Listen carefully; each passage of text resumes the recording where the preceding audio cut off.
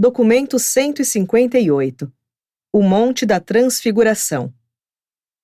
À tarde da sexta-feira, 12 de agosto do ano 29º depois de Cristo, o pôr do sol já se aproximava, quando Jesus e os seus seguidores chegaram ao pé do Monte Hermon, perto daquele mesmo local onde o jovem Tiglá certa vez ficou aguardando, enquanto o mestre sozinho subia a montanha, para estabelecer os destinos espirituais de Urântia e para, tecnicamente, dar fim à rebelião de Lúcifer.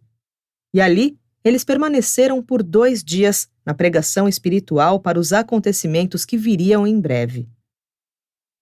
De um modo geral, Jesus sabia de antemão o que estava para acontecer na montanha, e ele desejava muito que os seus apóstolos pudessem partilhar dessa experiência. Foi para colocá-los em condições de receber essa revelação dele próprio que Jesus ficou parado com eles, ao pé da montanha. Mas eles não poderiam alcançar aqueles níveis espirituais que teriam justificado o risco de colocá-los expostos à presença plena da visitação dos seres celestes, que tão em breve iriam aparecer na Terra. E desde que não podia levar todos os seus companheiros consigo, ele decidiu levar apenas os 3 que tinham o hábito de acompanhá-lo nessas vigílias especiais. Desse modo, apenas Pedro, Tiago e João foram os que compartilharam de uma parte dessa experiência única com o Mestre. 1. A Transfiguração.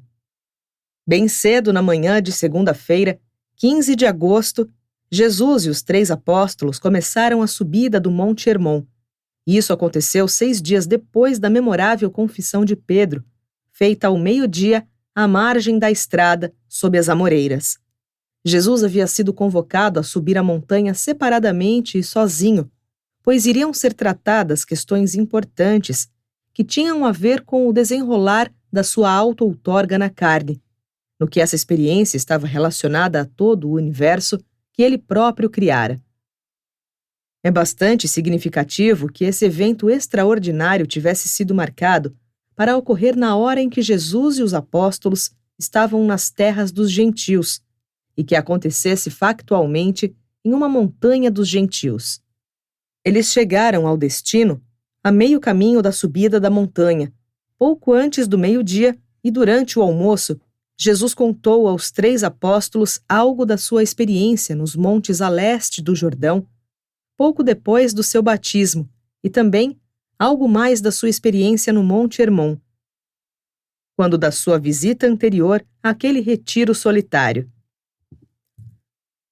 Quando era um menino, Jesus tinha o hábito de subir o monte perto da sua casa e sonhar com as batalhas que tinham sido travadas pelos exércitos dos impérios nas planícies de Esdraelon. Agora, ele subia ao Monte Hermon para receber o dom que iria prepará-lo para descer as planícies do Jordão e vivenciar as cenas finais do drama da sua auto-outorga em Urântia. O mestre poderia ter desistido da luta naquele dia, no Monte Hermon, e ter retornado ao governo dos domínios do universo. Entretanto, não apenas escolheu preencher os quesitos da sua ordem de filiação divina, compreendidos no mandado do Filho Eterno do Paraíso, como também escolheu cumprir na sua totalidade e até o fim a vontade presente do seu Pai no paraíso. Neste dia de agosto, 3 dos seus apóstolos viram-no recusando-se a ser investido em plena autoridade no universo. Com estupor, eles assistiram aos mensageiros celestes partirem, deixando-o sozinho para concluir a sua vida terrena como filho do homem e filho de Deus. A fé dos apóstolos atingira um ponto culminante no momento em que ele alimentou os 5.000, e em seguida caiu até um ponto muito baixo. Agora, pelo fato de o mestre ter admitido a sua divindade, a fé retardatária dos 12 apóstolos voltou ao seu apogeu nas semanas que se seguiram, para de novo retornar a um novo declínio progressivo. A terceira revitalização dessa fé ocorreria apenas após o mestre haver ressuscitado. Aproximadamente às 3 horas de uma bela tarde, Jesus destacou-se dos 3 apóstolos, dizendo: "Vou só. Durante algum tempo vou comungar com o Pai, e com os seus mensageiros. Peço-vos que permaneçam aqui e, enquanto aguardam a minha volta, que orem para que a vontade do Pai possa ser feita em toda a vossa experiência, ligada à continuação da missão de outorga do Filho do Homem. E após dizer-lhes isso, Jesus retirou-se para uma longa conferência com Gabriel e com o pai Melquisedeque, só retornando às 6 horas. Quando Jesus percebeu a ansiedade deles, por causa da sua ausência prolongada, disse: Por que ficastes com medo? Bem sabieis que eu devia ocupar-me dos assuntos do meu pai. Então, por que duvidais quando não estou convosco? Agora eu vos declaro que o Filho do Homem decidiu passar o resto da sua vida terrestre em meio a vós, e como um de vós. Animai-vos, pois não os deixarei até que o meu trabalho tenha chegado ao fim. Enquanto compartilhavam a refeição frugal da noite, Pedro perguntou ao mestre: Por quanto tempo permaneceremos nestas montanhas longe dos nossos irmãos? E Jesus respondeu: Até que tenhais visto a glória do Filho do Homem e saibais que tudo o que declarei a vós é verdadeiro. E eles conversaram sobre os assuntos da rebelião de Lúcifer, assentados em volta das brasas vermelhas do fogo que haviam acendido até que a escuridão chegou, deixando os olhos dos apóstolos pesados, pois haviam começado a jornada muito cedo naquela manhã. Depois que os 3 apóstolos já estavam dormindo profundamente, por uma meia hora, eles foram subitamente despertados por um som agudo em volta deles e, para a sua maravilha e consternação, ao olharem em volta, viram Jesus em conversa íntima com 2 seres brilhantes, revestidos pelo manto da luz do mundo celestial. E o rosto e a forma de Jesus resplandeciam com a luminosidade de uma luz celeste. Aqueles 3 falavam em uma língua estranha, mas de algumas coisas ditas, Pedro erroneamente conjecturou que os seres com Jesus eram Moisés e Elias. Na realidade, eles eram Gabriel e o pai Melquisedeque.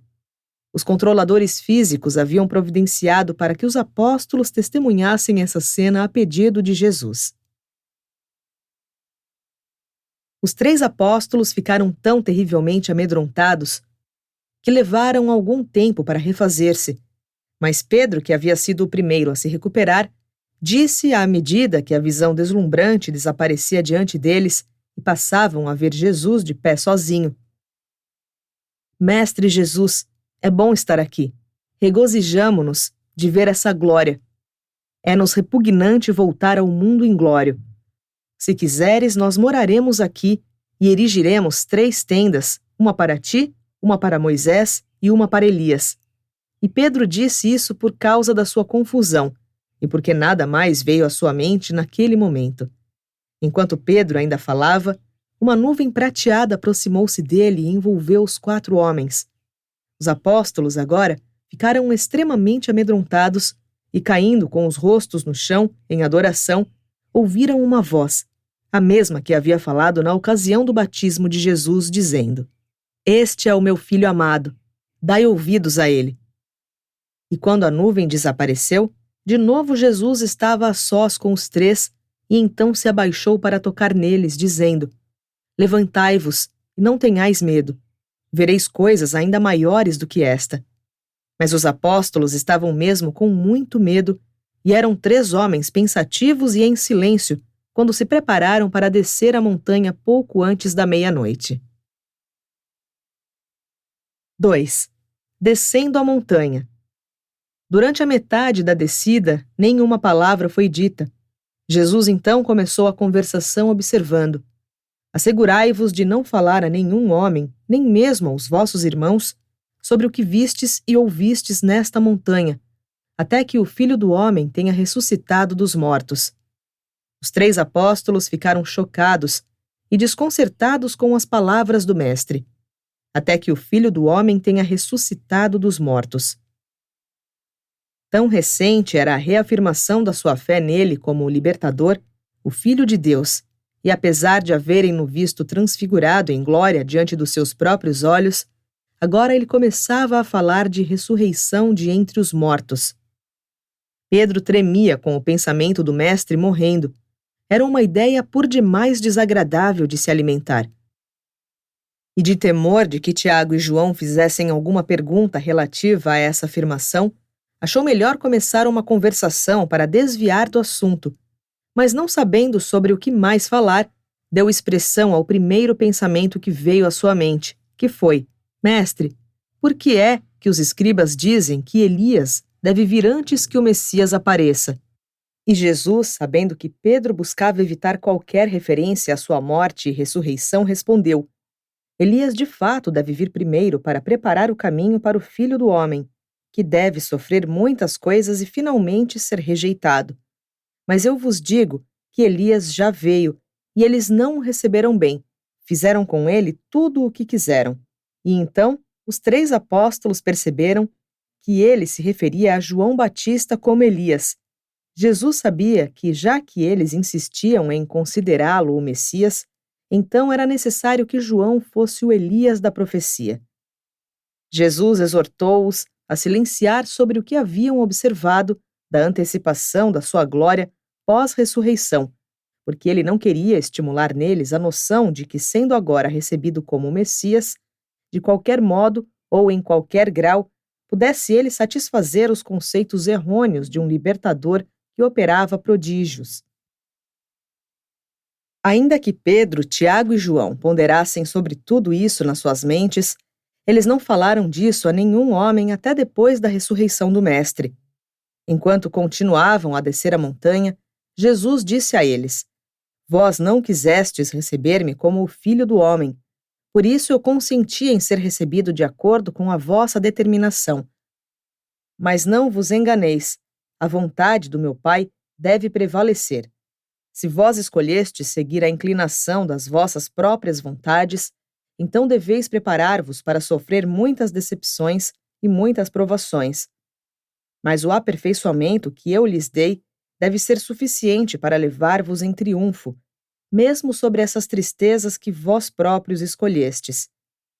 Jesus levara Pedro, Tiago e João consigo até o topo da montanha da Transfiguração, mas não porque eles estivessem, sob algum ponto de vista, mais bem preparados do que os outros apóstolos, para testemunhar o que aconteceu, ou porque fossem eles mais adequados espiritualmente para ter um privilégio tão raro. De nenhum modo. Ele bem sabia que nenhum dos 12 apóstolos estava espiritualmente qualificado para tal experiência, e por isso ele levara consigo apenas os 3 apóstolos que estavam designados para acompanhá-lo naqueles momentos em que ele desejava estar a sós para desfrutar de uma comunhão solitária. 3. O significado da transfiguração. Aquilo que Pedro, Tiago e João testemunharam no Monte da Transfiguração foi apenas um vislumbre fugaz do espetáculo celeste que aconteceu na realidade naquele dia memorável no Monte Hermon. A Transfiguração foi a ocasião em que 1. Houve a aceitação integral da auto-outorga na vida encarnada de Micael em Urântia, da parte do Filho Mãe Eterno do Paraíso. Jesus tinha agora a certeza de que as exigências do Filho Eterno estavam satisfeitas no que lhes concernia. Gabriel trouxera para Jesus essa confirmação. 2. Houve o testemunho de que, quanto às exigências do Espírito Infinito, todas estavam satisfeitas plenamente na outorga feita em Urântia, à semelhança da carne mortal. A representante neste universo do Espírito Infinito, a coligada e sempre presente colaboradora imediata de Micael em Salvington, nessa ocasião falou por intermédio do pai Melquisedeque. Jesus recebeu com júbilo esse testemunho do êxito da sua missão na terra, apresentado pelos mensageiros do Filho Eterno e do Espírito Infinito, mas ele percebeu que o seu pai não indicou que a outorga de Urântia estava completa. A presença não visível do pai apenas testemunhou por intermédio do ajustador personalizado de Jesus, dizendo: Este é o meu filho bem-amado, escutai-o. E isso foi expresso nas palavras que foram ouvidas também pelos 3 apóstolos. Depois dessa visitação celeste, Jesus procurou saber qual a vontade do seu Pai e decidiu levar a sua outorga mortal até o seu final natural. Esse foi o significado da transfiguração para Jesus. Para os 3 apóstolos, foi o acontecimento que marcava a entrada do Mestre na fase final da sua carreira terrena como Filho de Deus e Filho do Homem. Depois da visitação formal de Gabriel e do pai Melquisedeque, Jesus manteve uma conversa informal com esses 2 filhos do seu ministério, comungando com eles no que dizia respeito aos assuntos do universo. 4. O jovem epilético.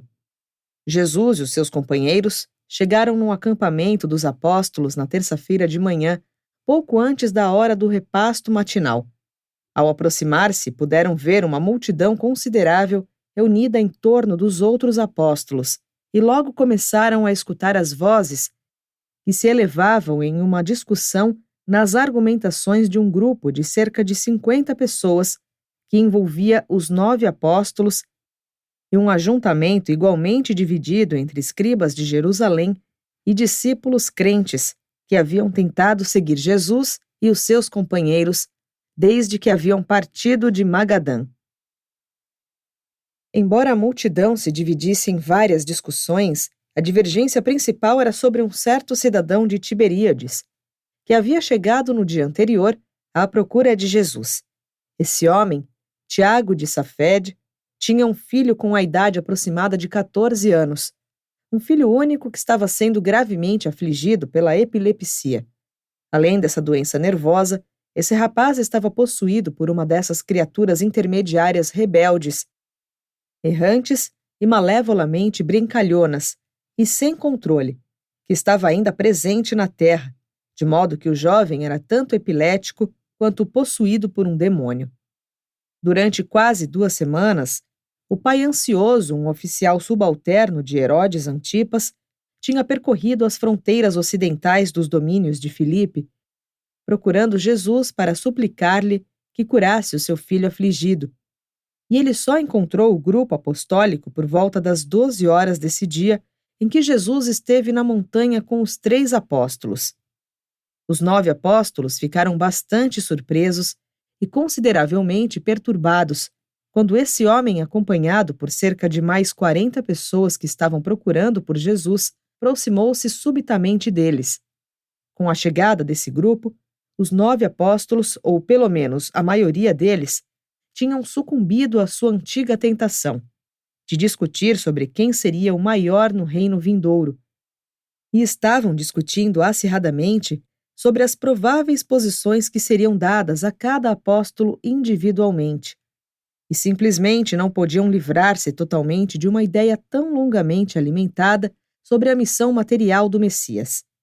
E agora que o próprio Jesus havia aceitado a confissão deles, de que ele era realmente o libertador, ao menos o fato da sua divindade ele admitira. Seria muito natural que, durante esse período de separação do Mestre, eles conversassem sobre as esperanças e ambições tão preponderantes nos seus corações.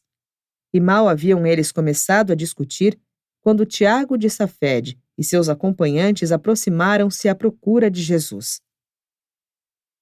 André levantou-se para saudar esse pai e o seu filho, dizendo: "A quem procurais?"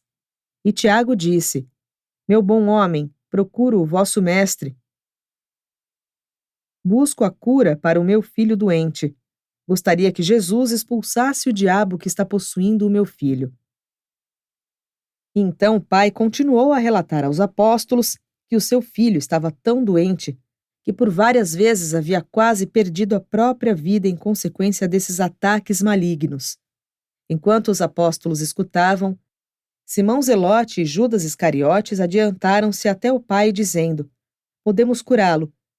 Não necessitais esperar pelo retorno do Mestre. Somos embaixadores do reino. Não mais temos de manter sigilo sobre essas coisas.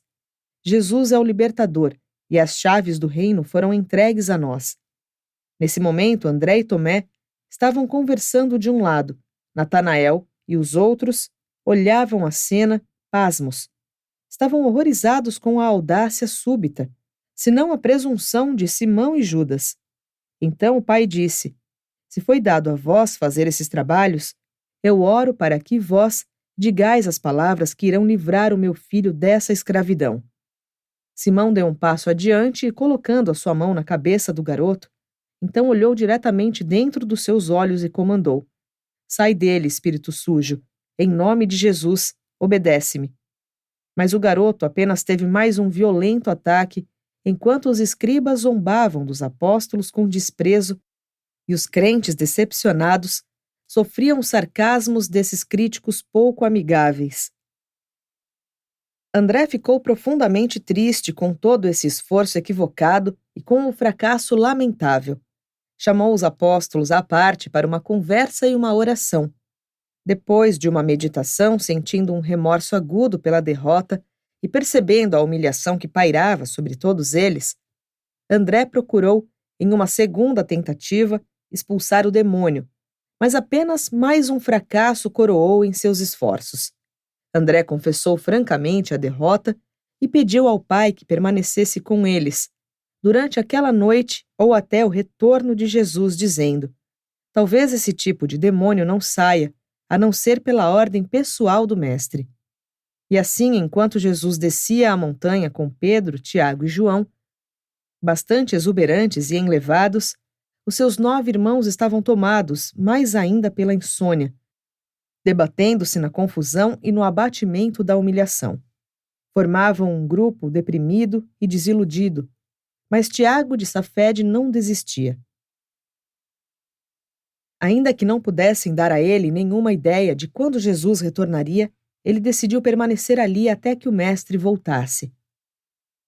5. Jesus cura o jovem. Quando Jesus aproximou-se, os 9 apóstolos ficaram mais do que aliviados ao acolhê-lo de volta e cheios de alento ao contemplar o regozijo e o entusiasmo incomum nas expressões de Pedro, Tiago e João. Eles correram todos para saudar Jesus e os seus 3 irmãos. E enquanto trocavam cumprimentos, a multidão aproximou-se e Jesus perguntou: Sobre o que estáveis debatendo quando nos aproximamos? Mas antes que os apóstolos desconcertados e humilhados pudessem responder à pergunta do mestre, o pai ansioso do garoto afligido adiantou-se e, ajoelhando-se aos pés de Jesus, disse: Mestre, tenho um único filho, e ele está possuído por um espírito mau. Não só grita de terror e espuma pela boca, mas cai como morto no momento da possessão. E muitas vezes esse espírito mau que o possui leva-o a convulsões e algumas vezes joga-o na água e mesmo no fogo. De tanto ranger os dentes, o resultado é que ele se machuca muito. E assim, meu filho, depaupera-se. A sua vida é pior que a morte. A mãe dele e eu ficamos de coração triste e espiritual quebrado. Ontem, lá pelo meio-dia, procurando por ti, deparei-me com teus discípulos. E enquanto esperávamos, os apóstolos tentaram expulsar esse demônio, mas não conseguiram. E agora, mestre, farás isso para nós? Curarás o meu filho? Quando Jesus terminou de escutar essas palavras, ele tocou o pai, que se ajoelhava, e rogou-lhe que se levantasse, enquanto dirigia aos apóstolos um olhar interrogativo. Então disse Jesus a todos que estavam à sua frente: Ó geração perversa e sem fé, até quando eu vos suportarei? Por quanto tempo ficarei convosco? Quanto tempo será necessário para aprenderdes que as obras da fé não surgem por uma demanda em descrença cética? E então, apontando o pai desconcertado, Jesus disse: Traze aqui o teu filho. E quando Tiago trouxe o menino à sua frente, Jesus perguntou: Por quanto tempo o menino tem sido afligido dessa maneira? O pai respondeu: Desde que era uma criança pequena. E enquanto falavam, o menino foi tomado por um ataque violento e caiu entre eles, rangendo os dentes e espumando pela boca. Depois de uma sucessão de convulsões violentas, ficou estendido lá diante deles como um morto. E de novo o pai ajoelhou-se aos pés de Jesus, implorando ao mestre, dizendo: Se puderdes curá-lo, eu imploro a vós que tendes compaixão de nós e que nos livre dessa aflição. Ao ouvir essas palavras, Jesus abaixou os olhos para ver o rosto ansioso do pai, dizendo: Não coloqueis em dúvida o poder do amor do meu pai, mas sim a sinceridade e o alcance da vossa própria fé. Todas as coisas são possíveis para aquele que realmente crê. E então Tiago de Safed pronunciou essas palavras que seriam sempre relembradas, de fé confundida com a dúvida. Senhor, eu creio. Oro para que me ajudeis na minha descrença. Ao ouvir essas palavras, Jesus deu um passo à frente e, tomando o menino pela mão, disse: Eu farei isso segundo a vontade do meu Pai e em honra da fé viva. Meu filho, te levanta, sai dele, espírito desobediente, e não voltes. E colocando a mão do filho na mão do pai, Jesus disse: Toma o teu caminho. O pai concedeu o desejo da tua alma. E todos que estavam presentes, mesmo os inimigos de Jesus, ficaram estupefatos com o que viram. De fato, foi uma desilusão para os 3 apóstolos que tão recentemente haviam desfrutado do êxtase espiritual das cenas e das experiências da transfiguração, retornar tão cedo a essa cena de derrota e frustração para os seus companheiros apóstolos. Mas era sempre assim com esses 12 embaixadores do reino. Eles nunca deixaram de revezar-se entre a exaltação e a humilhação nas experiências das suas vidas. Foi uma cura verdadeira para uma aflição dupla, um mal físico e uma doença do espírito, e o menino ficou definitivamente curado daquele momento em diante. Quando Tiago partiu com seu filho são, Jesus disse: Agora vamos para Cesareia Filipe. Preparai-vos imediatamente. E eles então formaram um grupo silencioso nessa viagem para o sul, enquanto a multidão seguia atrás deles. 6. No jardim de Celsos. Eles passaram a noite com Celsos, e naquela tarde, no jardim, depois de terem comido e descansado, os 12 reuniram-se ao redor de Jesus e Tomé disse: Mestre, nós ficamos para trás e continuamos ainda ignorando o que aconteceu na montanha e que tanto regozijo trouxe aos nossos irmãos que estiveram contigo. Nós desejamos ardentemente que nos fales a respeito da nossa derrota e nos instrua sobre essas questões, pois vemos que aquelas coisas que aconteceram na montanha não podem ser reveladas nesse momento. E Jesus respondeu a Tomé dizendo: Tudo de que os vossos irmãos tomaram conhecimento na montanha vos será revelado na hora devida. Contudo, agora eu mostrarei a causa da vossa derrota naquilo que tão pouco sabiamente tentastes fazer. Enquanto vosso mestre e vossos irmãos ontem iam montanha acima para buscar um conhecimento mais amplo da vontade do Pai e pedir um dom mais rico em sabedoria para realizar mais efetivamente a vontade divina, vós permanecestes aqui de vigília, com instruções para esforçar-vos, para adquirir o discernimento espiritual na vossa mente e orar conosco para uma revelação mais plena da vontade do Pai. E então deixastes de manter a fé sobre vosso comando.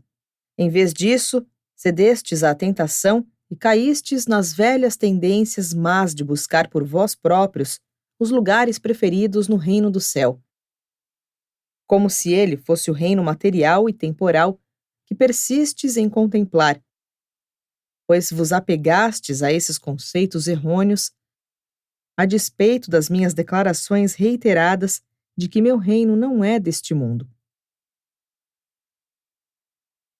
Mal a vossa fé acaba de captar a identidade do Filho do Homem, e o vosso desejo egoísta de favoritismos terrestres vos possui novamente e cais em discussões entre vós sobre quem será o maior do reino do céu.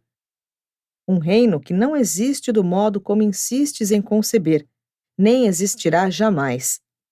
Já não vos disse que quem quiser ser o maior no reino da irmandade espiritual do meu Pai deve tornar-se pequeno aos seus próprios olhos e assim converter-se no servidor dos seus irmãos? A grandeza espiritual consiste em um amor compreensivo, que é semelhante ao amor de Deus, e não em um desfrute de exercício do poder material para a exaltação do ego. Naquilo que tentastes e em que falhastes tão completamente o vosso propósito não era puro. O vosso motivo não foi divino. O vosso ideal não foi espiritual. A vossa ambição não foi altruísta. O vosso procedimento não se baseou no amor. e a meta que querieis atingir não era a vontade do Pai nos céus. Quanto tempo demorará até aprenderdes que não se pode abreviar o curso estabelecido dos fenômenos naturais, a não ser quando isso estiver de acordo com a vontade do Pai, e que não podeis realizar obras espirituais sem o poder espiritual, e que não podeis efetivar nenhuma dessas duas coisas, mesmo quando as possibilidades estiverem presentes, sem a existência daquele terceiro fator humano essencial, a experiência pessoal da posse da fé viva. E por que quereis ter sempre manifestações materiais como atração para as realidades espirituais do reino? Não podeis compreender a significação espiritual da minha missão sem que haja exibição visível de obras inusitadas? Quando, afinal, sereis confiáveis para aderir às realidades mais elevadas e espirituais do reino, independentemente das aparências externas de quaisquer manifestações materiais?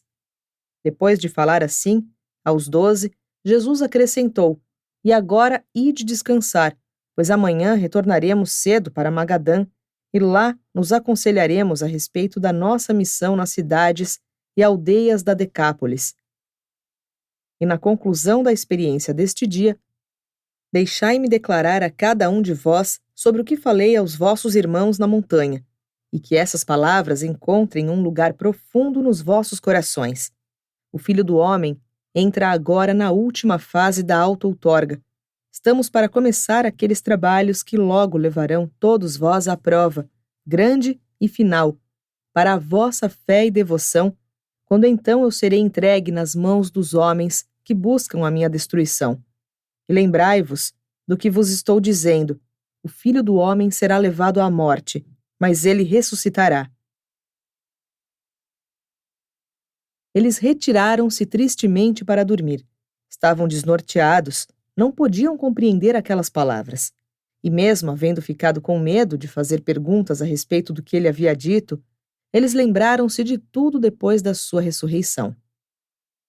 7. O protesto de Pedro. Bem cedo na manhã dessa quarta-feira, Jesus e os 12 partiram de Cesareia Filipe para o parque de Magadã, perto de Betsaida Júlias.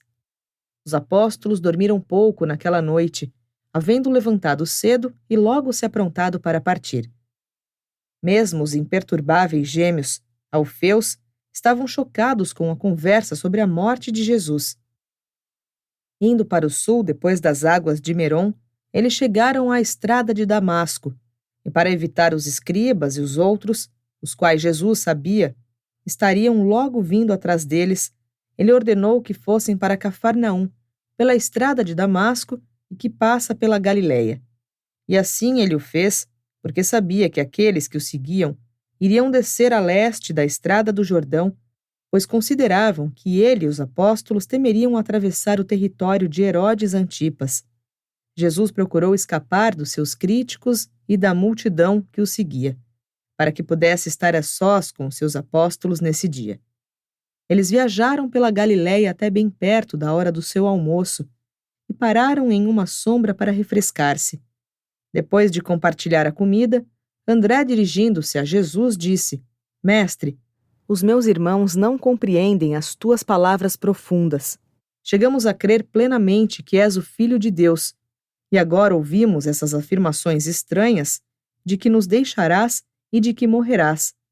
Não compreendemos o teu ensinamento. Estás falando-nos por meio de parábolas? Rogamos-te que fales a nós diretamente e sem disfarce. Em resposta a André, Jesus disse: Meus irmãos, por que vós tendes confessado que sou o Filho de Deus? É que me sinto obrigado a começar a revelar-vos a verdade sobre o fim da auto-outorga do Filho do Homem na terra. Vós insistes em apegar-vos à crença de que eu sou o Messias, e não estáis dispostos a abandonar a ideia de que o Messias deve assentar-se em um trono em Jerusalém, e é por isso que eu insisto em dizer-vos que o Filho do Homem deve ir em breve para Jerusalém, sofrer muitas coisas, ser rejeitado pelos escribas, pelos anciães e pelos chefes dos sacerdotes, para depois de tudo isso ser morto e ressuscitar. Não vos falo por parábolas, falo a verdade, a vós para que possais estar preparados para esses acontecimentos quando eles subitamente sobrevierem até nós. E quando Jesus estava ainda falando, Simão Pedro, irrompendo impetuosamente na direção dele, colocou as mãos nos ombros do mestre e disse: Mestre, longe de nós contradizer-te, mas eu declaro que essas coisas não irão jamais te acontecer. Pedro disse isso porque amava Jesus, mas a natureza humana do mestre reconheceu nessas palavras, de afeição bem intencionada, uma sugestão sutil de tentação para que ele mudasse a sua política de prosseguir até o fim com a sua missão de outorga terrena, de acordo com a vontade do seu Pai no paraíso. E porque ele detectou o perigo de permitir que as sugestões, mesmo a dos seus afeiçoados e leais amigos, dissuadissem-no, é que ele se voltou para Pedro e para os outros apóstolos, dizendo: Ficai para trás. Tendes o espírito do adversário, o tentador. Ao falar desse modo, não estais do meu lado, mas do lado do nosso inimigo. Desse modo, do vosso amor por mim, fazeis um obstáculo ao meu cumprimento da vontade do Pai. Importai-vos menos com os caminhos humanos, cuidai antes da vontade de Deus. Após recobrarem-se do primeiro choque da reprimenda pungente de Jesus, e antes de reassumirem a sua viagem, o mestre acrescentou ainda: Se algum homem quiser seguir-me, que esqueça de si próprio, que assuma as suas responsabilidades diariamente e me siga. Pois todo aquele que quiser salvar a sua vida egoisticamente, perdê-la-á, mas todo aquele que perder a sua vida, por minha causa e por causa do Evangelho, salvá-la-á. De que vale um homem ganhar o mundo inteiro e perder a sua própria alma? O que pode um homem dar em troca da vida eterna? Não vos envergonheis de mim e das minhas palavras em meio a essa geração pecadora e hipócrita, do mesmo modo que não terei vergonha de reconhecer-vos quando em glória eu aparecer diante do meu Pai na presença de todas as hostes celestes. Todavia muitos, dentre os que agora estão diante de mim, não terão o gosto da morte antes de verem esse reino de Deus chegar com poder. E assim, Jesus mostrou aos 12 o caminho doloroso e conflitante que eles deveriam trilhar se quisessem segui-lo. Que choque essas palavras causaram nesses pescadores da Galileia que persistiam em sonhar com um reino na terra e com posições de honra para si próprios. Mas os seus corações leais encheram-se de emoção com esse apelo corajoso e nenhum deles teve a ideia de abandoná-lo. Jesus não os estava mandando para a luta sozinhos. Ele os conduzia. Pedia-lhes apenas que o seguissem com bravura. Devagar, os 12 apóstolos estavam captando a ideia de que Jesus lhes estava contando algo sobre a possibilidade da sua morte. E apenas vagamente eles compreenderam o que ele havia dito sobre a própria morte, quando a sua afirmação sobre ressurgir dos mortos não se registrou absolutamente naquelas mentes. À medida que passaram os dias, Pedro, Tiago e João, relembrando-se da experiência pela qual haviam passado no Monte da Transfiguração, chegaram a um entendimento mais pleno de algumas dessas questões. Em toda a ligação dos 12 com o seu mestre, apenas umas poucas vezes eles viram aquele olho relampejando tanto e ouviram palavras tão bruscas de repreensão como as que foram administradas a Pedro e ao restante deles nessa ocasião. Jesus havia sempre sido paciente com as limitações humanas deles, mas não tinha sido assim quando colocado de frente a uma ameaça iminente contra o programa de cumprir implicitamente a vontade do seu Pai no restante da sua carreira terrena. Os apóstolos ficaram literalmente assombrados. Estavam estupefatos e horrorizados. Eles não podiam encontrar palavras para exprimir a sua tristeza. Aos poucos começaram a compreender o que o mestre iria suportar e que deveriam passar por aquelas experiências junto com ele, mas não despertaram para a realidade desses acontecimentos que se aproximavam senão muito depois das primeiras sugestões da chegada iminente da tragédia que seriam os últimos dias dele. Em silêncio, Jesus e os 12 partiram para o seu acampamento no parque de Magadã, viajando pelo caminho de Cafarnaum. À medida que caía a tarde, embora não falassem com Jesus, muitos deles conversaram entre si, enquanto André dialogava com o mestre. 8. Na casa de Pedro. Chegaram em Cafarnaum durante o crepúsculo e, seguindo por caminhos pouco frequentados, foram diretamente à casa de Simão Pedro para jantar. Enquanto Davi e Zebedeu preparava-se para levá-los ao outro lado do lago, eles permaneceram na casa de Simão e Jesus, levantando os olhos até Pedro e os outros apóstolos, perguntou: Enquanto caminháveis juntos, esta tarde, sobre o que faláveis tão gravemente entre vós? Os apóstolos ficaram calados porque muitos deles haviam continuado a discussão iniciada no Monte Hermon, sobre as posições que eles deveriam ter no reino que estava para vir, quem deveria ser o maior e assim por diante. Jesus, sabendo que ocupara os pensamentos deles naquele dia, com um gesto, chamou um dos pequenos de Pedro e, colocando a criança entre eles, disse: em verdade eu vos digo, se não mudardes e se não vos tornardes mais como esta criança, pouco progresso fareis no reino do céu. Aquele que se humilhar e tornar-se como este pequeno, virá a ser o maior no reino do céu. E aquele que receber este pequeno é a mim que recebe. E aqueles que recebem a mim, recebem também a ele que me enviou. Se quiserdes ser os primeiros no reino, procurai ministrar essas boas verdades aos vossos irmãos na carne. Mas se alguém fizer um destes pequenos tropeçar, seria melhor para ele que uma pedra de moinho lhe fosse atada ao pescoço e que fosse jogado ao mar. Se as coisas que fizerdes com as vossas mãos, ou as coisas que virdes com os vossos olhos, ofenderem o progresso do reino, sacrificai então essas partes idolatradas, pois é melhor entrardes no reino sem muitas das coisas amadas da vossa vida, do que vos apegar a esses ídolos e ver-vos excluídos do reino. Mais do que tudo, entretanto, assegurai-vos de não desprezar nenhum destes pequenos, pois os anjos deles contemplam sempre as faces das hostes celestes. Quando Jesus acabou de falar, eles entraram no barco e velejaram para o outro lado até Magadã.